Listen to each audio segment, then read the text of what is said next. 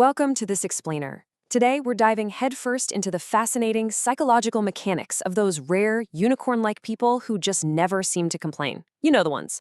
We're going to decode exactly what makes them tick, and more importantly, how we can actually borrow their mental frameworks for ourselves. So, let's just get right into it. Seriously, have you ever noticed someone who almost never complains, even when life gets ridiculously difficult? I mean, we've all seen this archetype, right?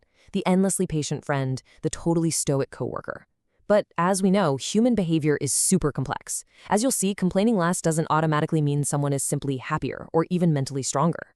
The psychology behind why they stay so quiet actually varies drastically. All right, first up, solutions and locus of control. To really understand this mindset shift, look at the stark contrast in language here. On one hand, you have a problem-focused statement, like, why is this project delayed? It's totally stuck in the past. But on the other hand, look at the solution focus. How can we speed up the next phase? Non-complainers literally bypass that complaining phase entirely.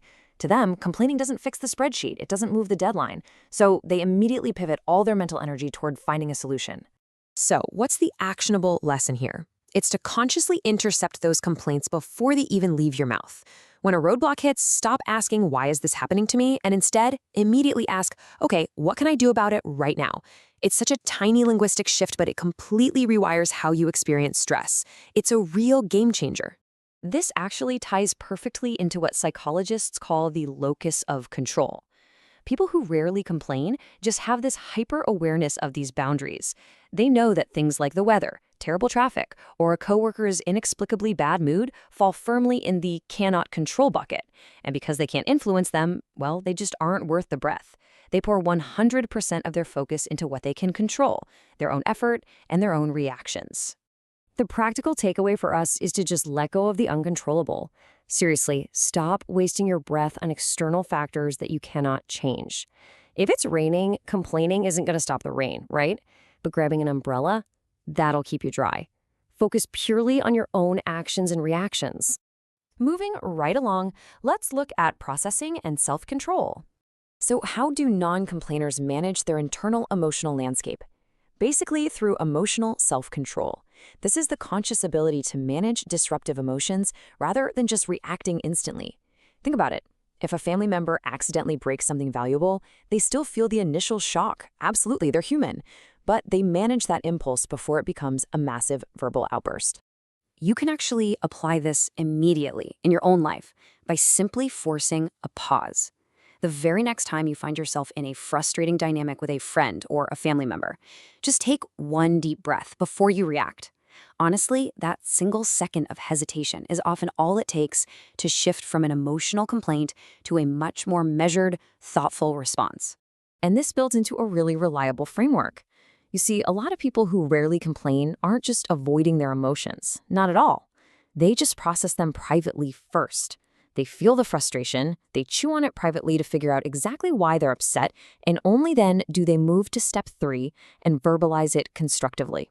The whole internal journey is basically complete before anyone else even knows they were upset in the first place. The lesson here is wonderfully simple. Sleep on it before you speak on it. Just give yourself the grace and the time to privately digest a conflict before rushing into a super difficult conversation. I guarantee you'll find that the urge to just mindlessly complain usually evaporates completely by morning. Next up on the agenda, conserving your emotional energy. Another major psychological trait is framing your emotional energy as a finite, incredibly precious resource. People who rarely complain, they act like strict accountants with this energy. If they're stuck in a tremendously long grocery store line, they're not going to huff and puff to the person next to them. They view that as literally throwing away valuable currency that they could spend on something they actually care about. So before you let a minor inconvenience completely ruin your afternoon, just do a quick energy audit. Stop and ask yourself, is this truly worth my energy? And you know what? Most of the time, the answer is a resounding no. Save your energy for the big things, the stuff that really matters. Okay, now we need to talk about the danger of suppression.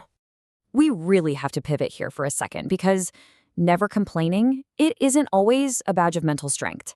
We absolutely must distinguish between healthy emotional regulation, finding solutions and choosing your battles, and toxic emotional suppression.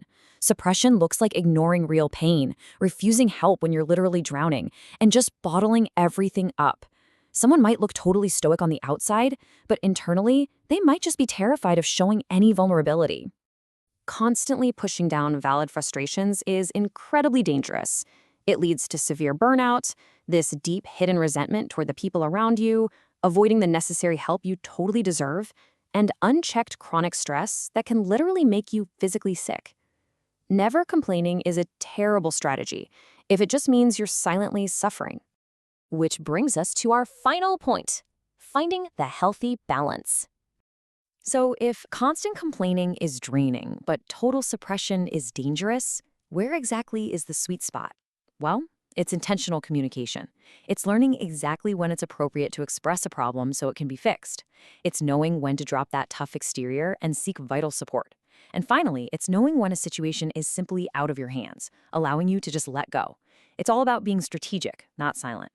As you go about the rest of your day, I want to leave you with this thought. The very next time you face a frustrating, everyday obstacle, what are you going to do? Will you default to complaining and totally drain your battery? Or will you pause, process, and take back control? The choice and your energy is entirely yours.